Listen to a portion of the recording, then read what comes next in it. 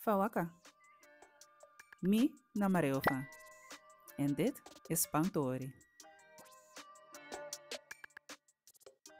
Aan het eind van dit schooljaar zullen vele jongeren te horen krijgen of ze over zijn gegaan of dat ze zijn blijven zitten.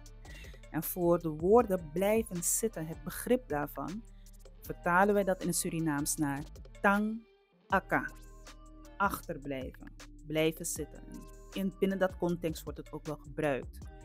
Dus dit keer geen voorbeeld, maar echt een vraag.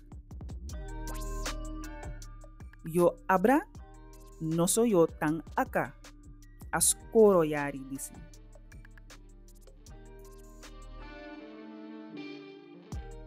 Sla deze video op, zodat je er altijd mee kan oefenen. En bezoek de Spangtori website om meer en beter Sranang te leren.